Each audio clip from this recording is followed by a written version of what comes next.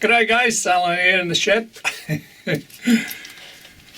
Peter Dixon started a t-shirt war. Unbelievable. And secondly, cheers to Robert. Cheers mate.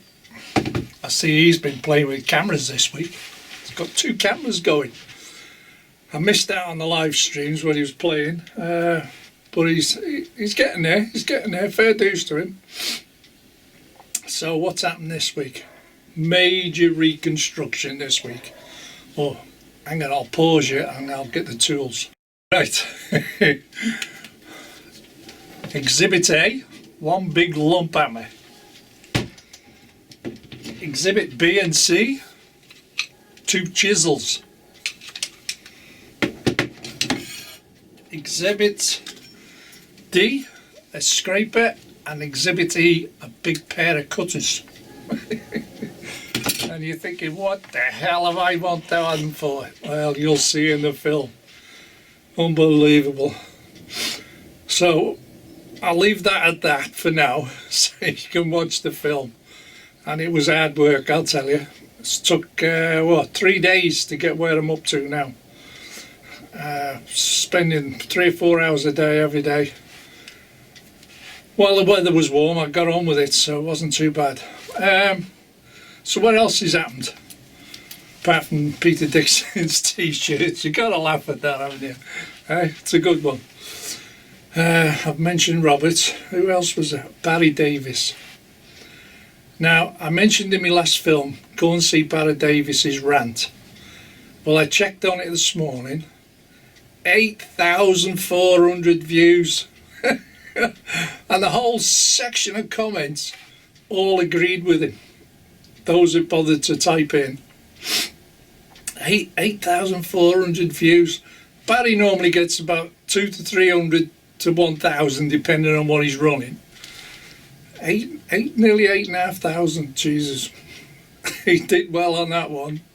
And obviously it went down a storm. And like I said, a majority agreed. Now the other funny thing was Anthony Dodge. He does a live stream on a Friday night. He lives in Ohio in America, and he runs a German layout in America. He works for a university, but he's a German. Anyway, it's a long story. You have to be there. But he's doing this story, a sitcom of Matt Clark, the railroad detective, and he's got all these fabulous characters in it, and he enhances the characters by putting pictures up, still pictures up, while the progression of the story, and it's brilliant the way he does it. The editing, he must spend hours doing it, and he's even roped his wife into doing the voices for the women.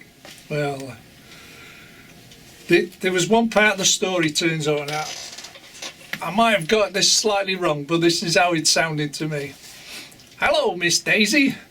That's a lovely pair of 38s you got in your holster. Oh, you like them, she says.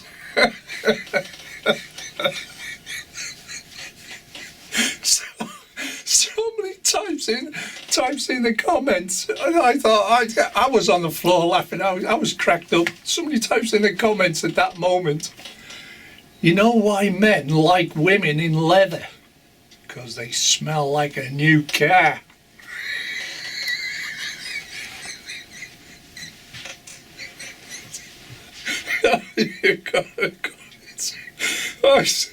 It's coming to the end slowly now, this story. It's coming to the end, but it's been great fun all the way through. So you gotta go and see it.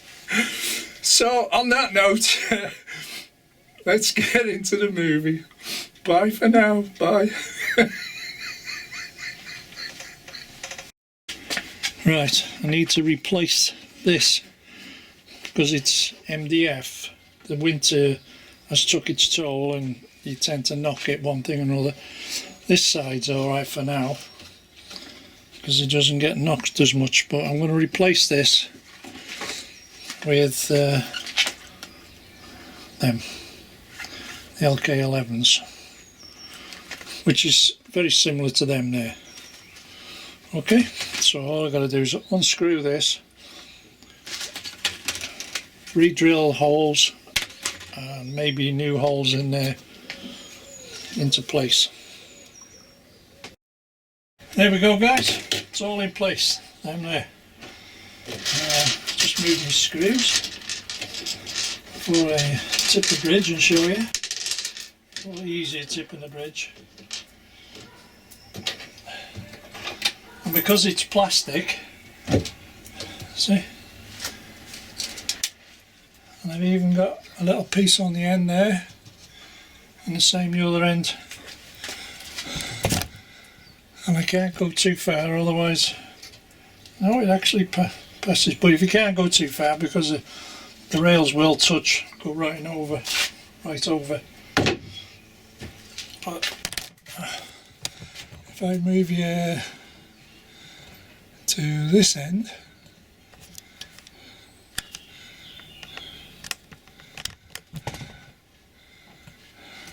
get my camera right. There we are.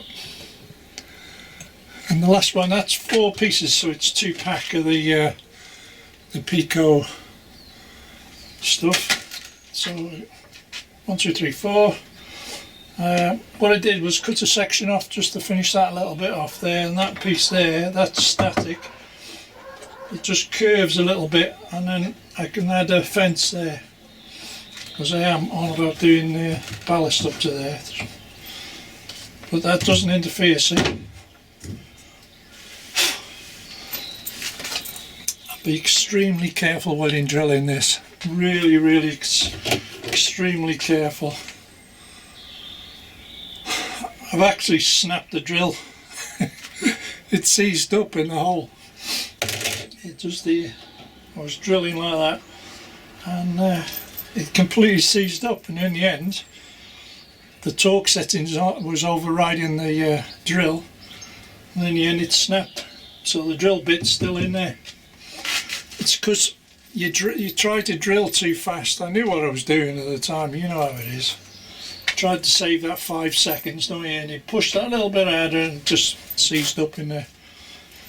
Because if it gets too hot, the plastic melts around the drill bit. And if you look at it, you can see it. But that's it, basically. That'll do for now. I'll show you from the rear here. Continue. There you go. So that's the little piece that curled round.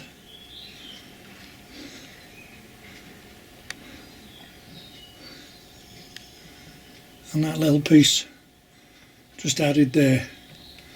Okay. And if I show you the MDF,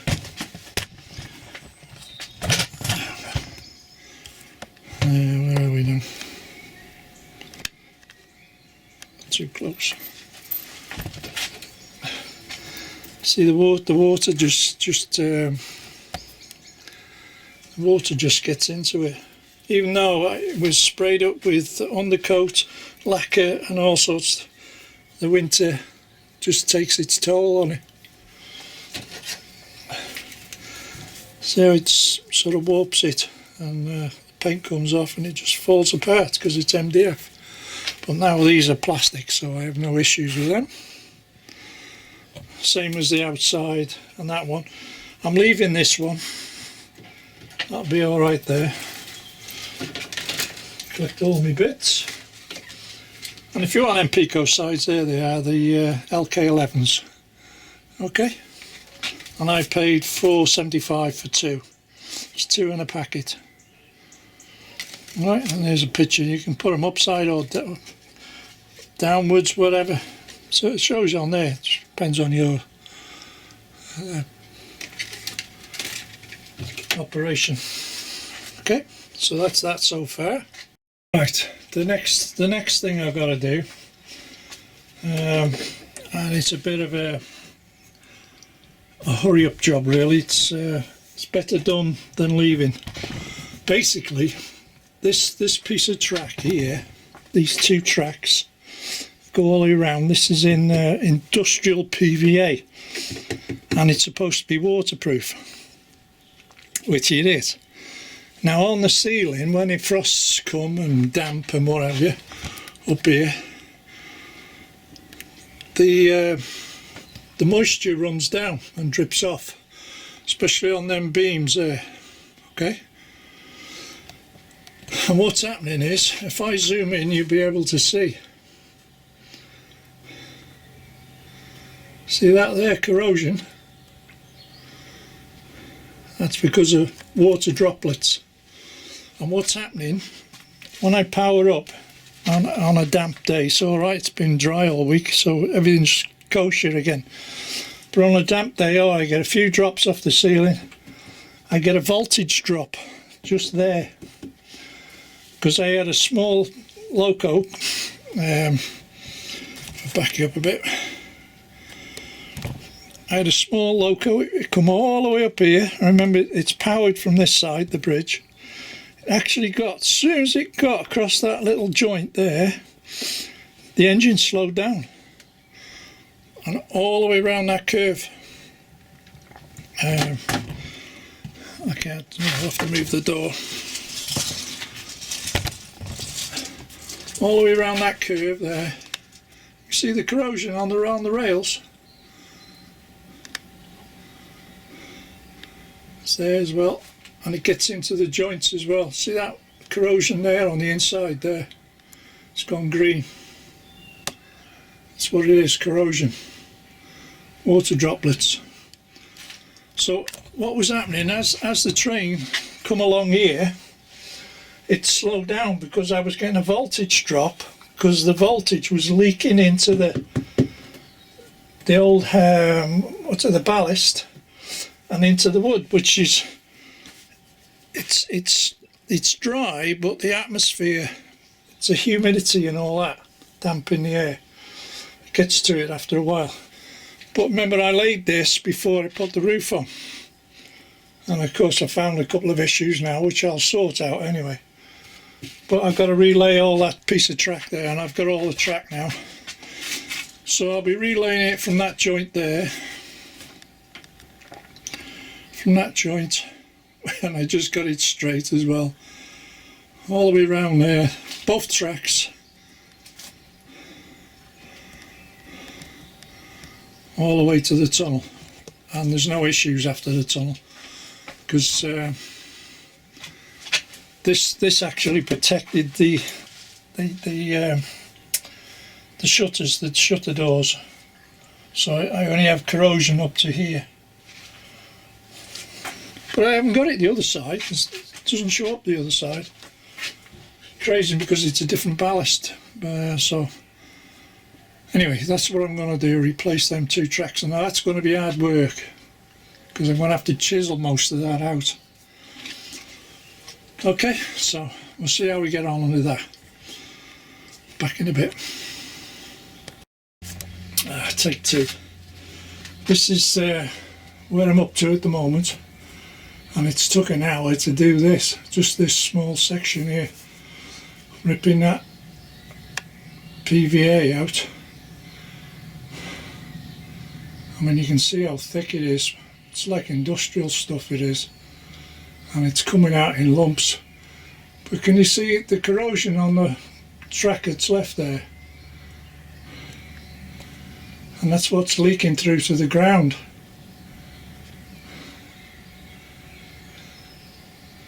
So I was getting a voltage drop on this corner. Plus, with it corroded like that, you can't clean them up like that. It's doesn't matter how good your tools are. In fact, no, there is no rail there. That's the sleepers. That's the plastic sleepers there. So look at the corrosion underneath where the rail sat. So all that was leaking through to the ground. So just rip out a section, show you. Let's come round to the camera. So you big lumps of it, see.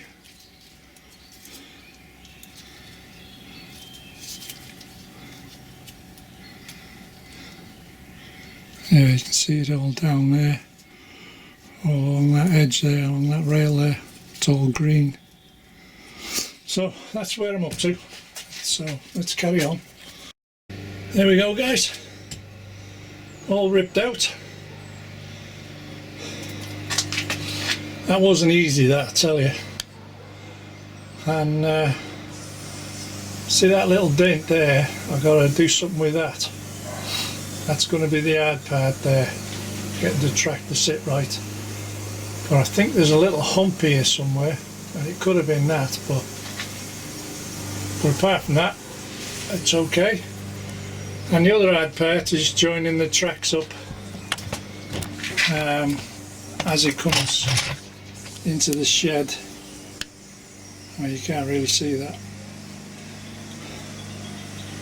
One's just outside the flap and one's just inside the flap, which is rather a little bit awkward, so I may have to take the two inside out and put two lengths inside to come out of here to join up with the curve,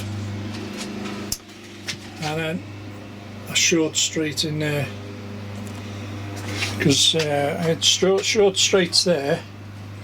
I think it was to here. Short straight there.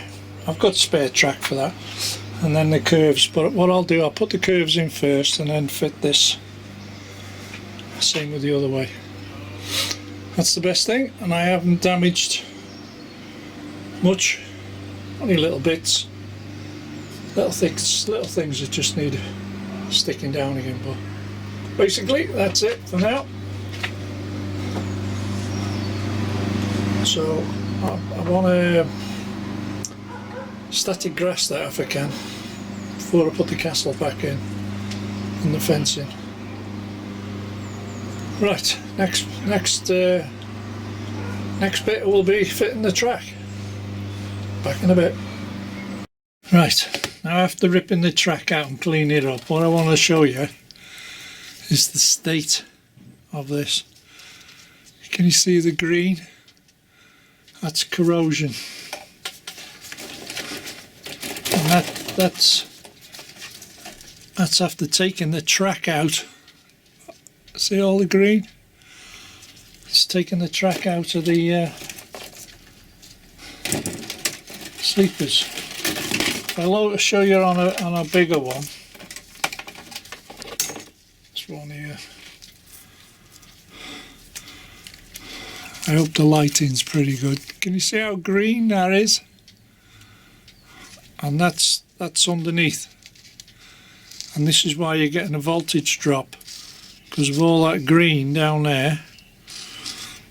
The voltage is actually leaking through the ballast into the wood. Not enough to make it short out, but I laid this before I laid the roof on. If you remember, this was outdoors, so.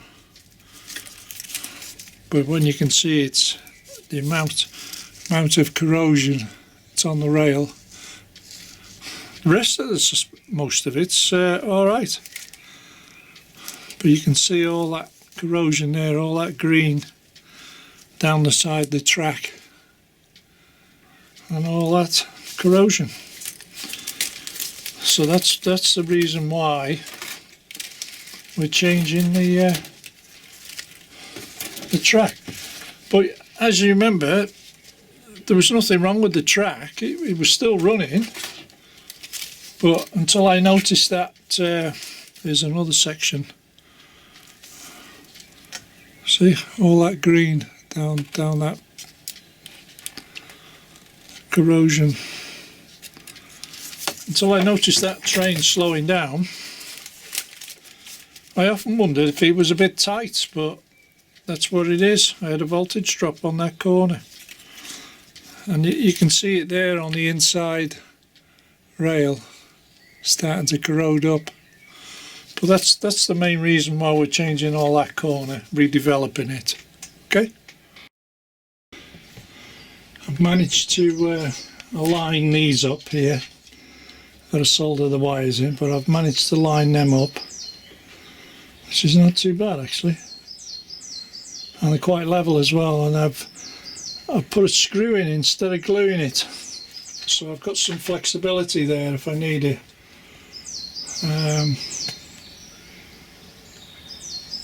So it sort of tacks it into place. So as long as they're straight there, there's no issues. And so it goes across alright. They're straight. So, and this is Sunday afternoon now, and I'm up to there. So I got 2 lengths of flexi track to go into there to join up with the inside,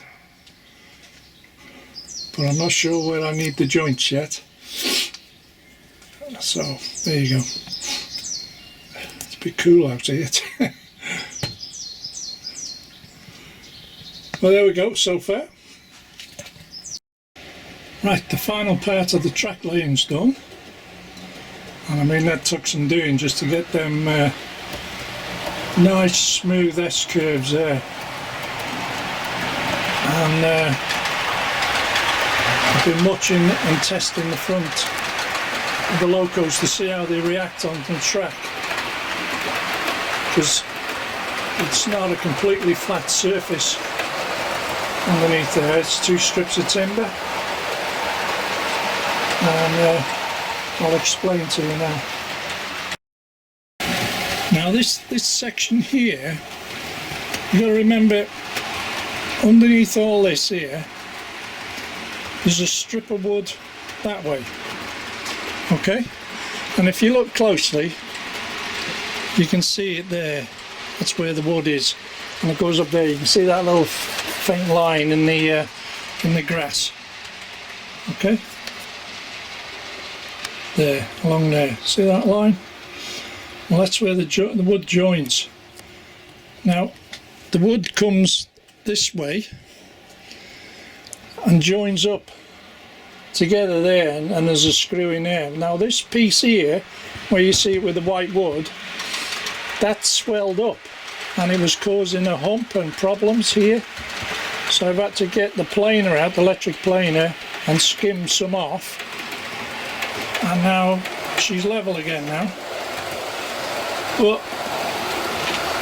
it drips from the roof up here, and the frost gets on here and you get a lot of condensation. It doesn't rain in here, it just gets condensation from the weather, especially with the frosts. Doesn't like frosts out here. But as you can see, she's running great now. I've rewired the track there, so that's all in one piece. We're doing okay there. And what I've done here, I used to glue all this in place. I put a little screw in, so it lined everything up, and then just tacked it with super glue there and there, and it's perfectly straight. That's what you got to get.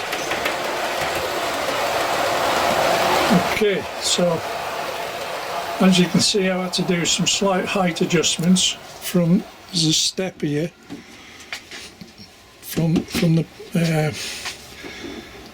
plastic here down to here, because it's sunk a little bit in the middle. So I put a strip of cork underneath, which is about equivalent, and then gently sloped it off before it hits the corner. That's how I've done it there. So, and as you can see, there's no kicks or jumps or anything, so we're all right on that one. Now all that there, well, the majority of it will be all regrassed and static grassed, and the castle will go back in there, and the fencing, and maybe a few other items in there. And then for those people that weren't around when I first originally built this, because this was open to the elements this side of here, this is plastic grass the grass you buy for your lawn. That's a 6mm high plastic grass, which weather's great in here, and you can see it there, see? That's what it is, plastic grass. Saved a lot of hassle, that, I tell you. But that's the plan up to now. And the next thing I've done in here up to now, what I need to show you now is my ballast. What I use for ballast, which is the medium ballast, and it's a grey blend. Okay, and this stuff from Woodland Scenics, it's a very light product. It's not like that Jarvis. It's a lot lighter, and it's quite good. Gets in places where you normally can't get it. Anyway, on the top you've got two flaps. One gives you a series of holes, or if you want to pour it, you got that type of thing there. But for guiding it in, just a few taps and it comes out, and it's not flooding the area. So I'll just do a quick demo of how I do it, and I put a card there so I'm not sprinkling it all over the grass I've already got. It's not going to go everywhere to a point. It's easier to clean up if you have less than more, and it keeps it a better in a straight line. Okay, and then just brush it along, clear the edges, sleeper edges, and then just try and get it off the grass. Most of this will hoover up off the grass. It just saves wasting it, doesn't it? So the sleeper sides are not too bad there, and I'll show you the quick method of tidying it up. So now the edge is fairly tidy.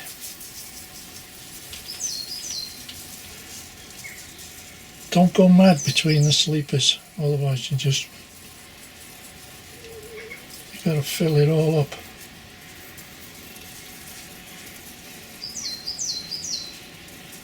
It doesn't got to be a foot deep.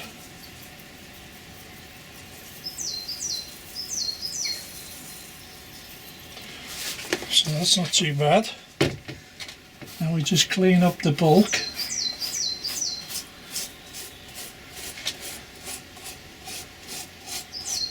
Like so. Same with that one.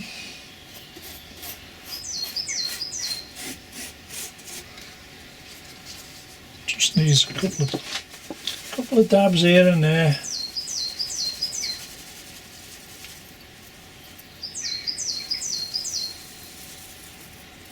Just give it a bit more. There we go, I think. And a bit there.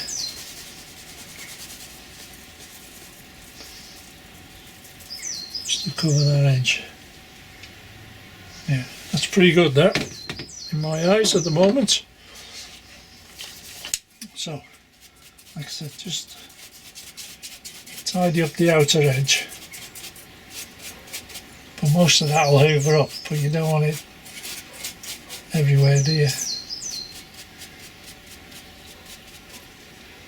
And then just clean the rails, side of the sleeper.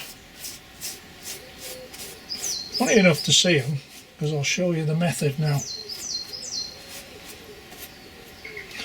Right, so we're pretty good there. To tidy it up, all you got to do is tap the track slightly. I mean, don't go whacking it.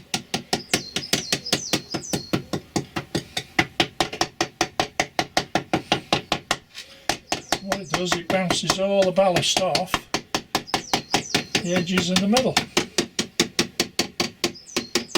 Plus it's settling it down. And then once it's settled down, you can top up here and there where you can see little gaps like that. A bit there and a bit there. A bit there. Plus she's settling it all in, so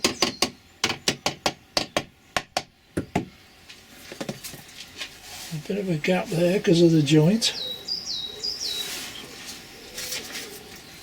Same with there. So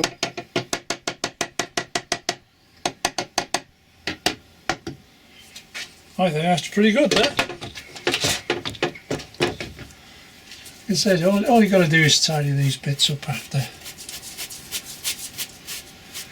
Make a nice edge. Some people tape it and then glue it and then just peel it off.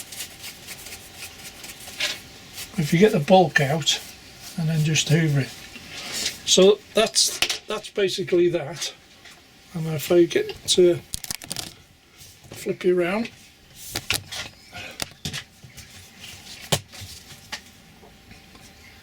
it's not too bad, that is it?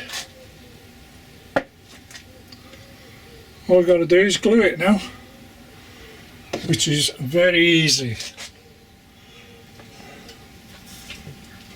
Just soak it in a bit of PVA, spot of 50-50 PVA and water, done. And it's not thick, so you don't have to pile it all on. It's just enough to hold it, that's all you need. Okay, backing them in. Now, this is great, I was talking to myself there, I didn't even turn you on.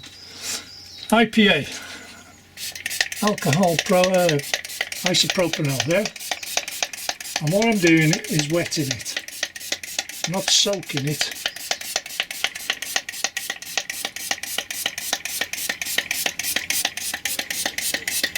And do a bit at a time, don't go mad with it, because by the time you get to it, it would have gone off.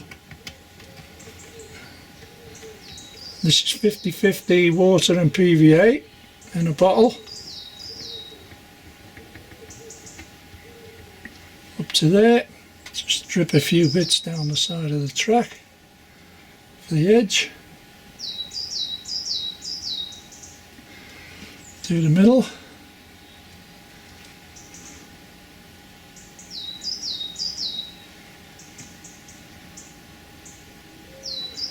Do that track, giving the bottle a bit of a squeeze, and now the edge.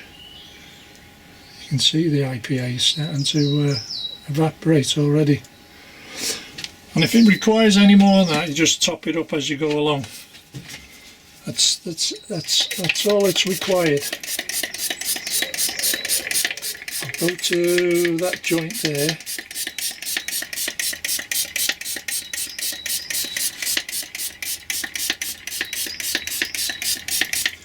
There we go. Do the outer edge.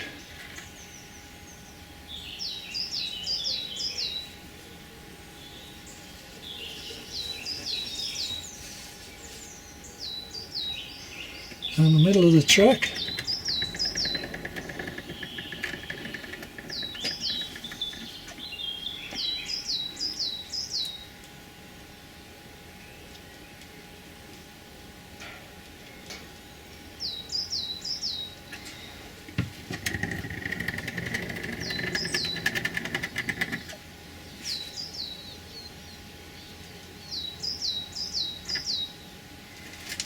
And that's it.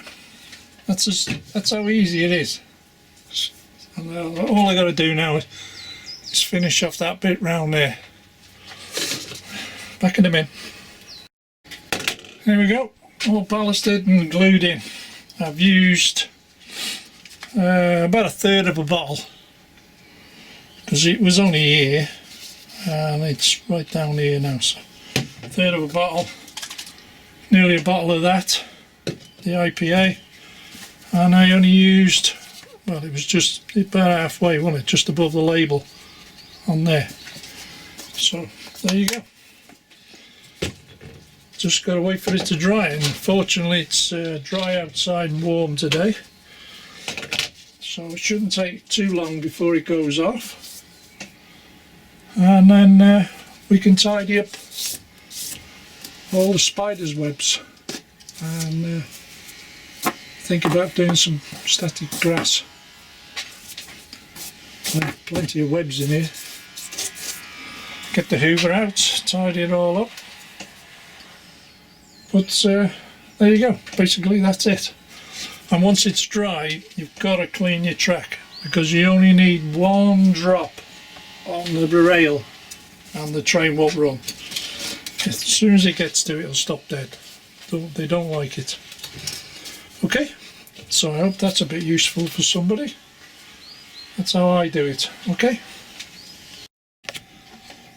The other thing I've been doing this week is I've recoaled the coal trucks. Just completed them now.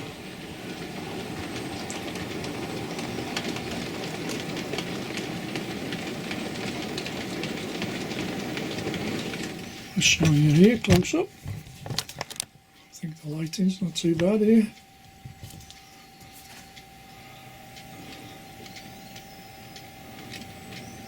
Simple foam board. Cut to the size of the inside of the truck. Sometimes it uses 2, sometimes it uses 3 on average. To pack it out, put the coal on the top, bit of IPA, and then PVA on the top, job done. And actually they're still wet at the moment. I've only just completed it. For 4mm, I think it is, 4mm foam board. Cut it into strips and then cut the length, pack the inside of the coal truck and put coal on the top so it looks full. Simple as that.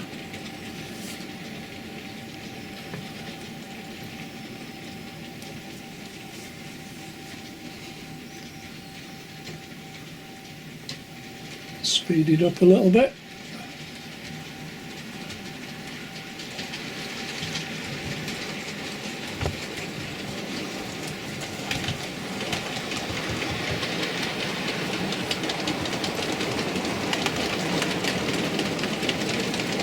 Tell you what, the trucks run a lot better with a little bit of weight in them.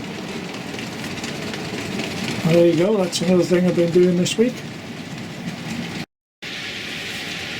So I've got that out, this Hatton 66 pulling that a lot. I've got the Ballast 47 still on the layout. Still romping around.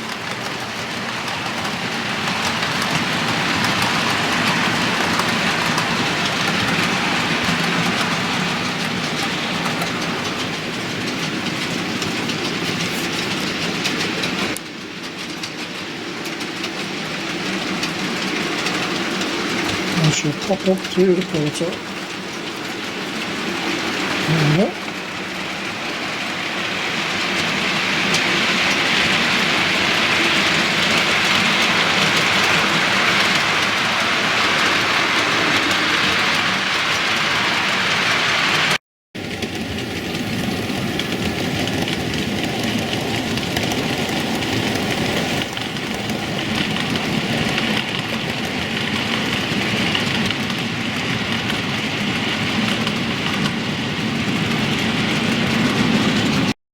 Right, the other little thing I've had, which I said last week was partly delivered, I got them.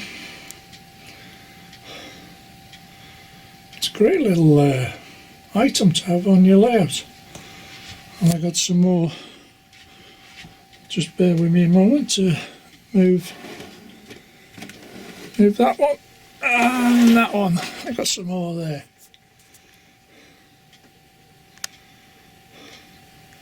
Just adds a little bit of detail to the layout over here.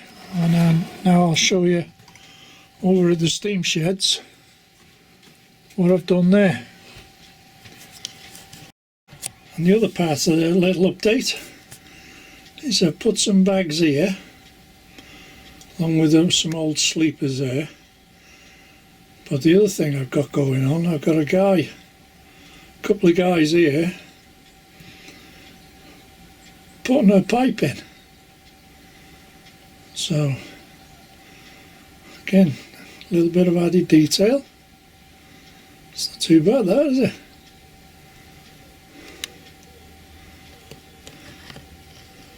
There you go. And again, that comes in one of them knock, I think it is. One of their kits, something like that.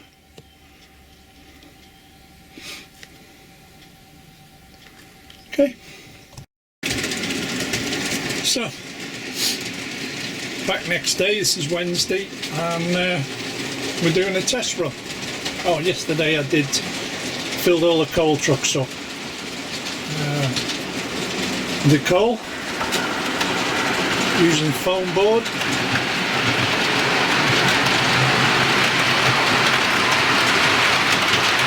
And that looks good to me. Seems pretty smooth, there's no humps, there's no rocking.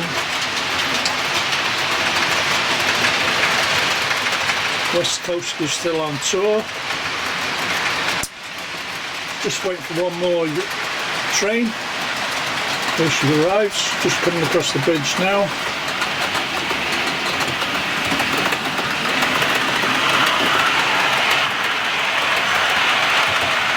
Nice smooth transition around the curve. Excellent, excellent.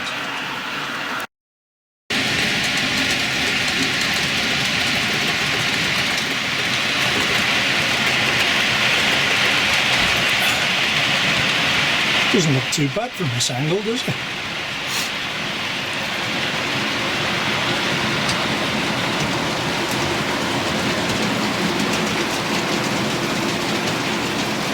Yeah, it sets it off, that snowplow on the 47, doesn't it?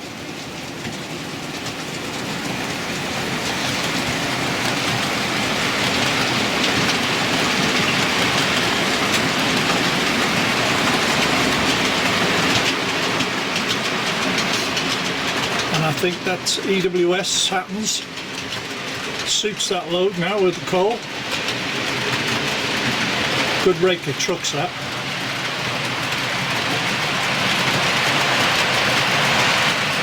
Well suited to that type of work. And if I show you the container base and what have you, all the way to the end here.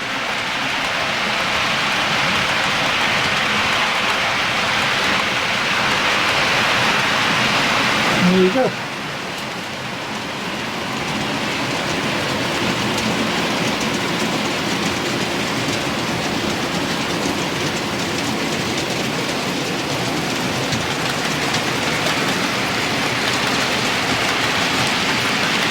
It's pretty good. So, on that note, we'll call it a day on this. Otherwise I get too far ahead of myself. Now I've got to do some more detailing on the upper section outside here, where the castle's going and all that. So thanks for watching for this week, and lots more to come next week. Okay guys, thanks for watching. Bye for now. Bye.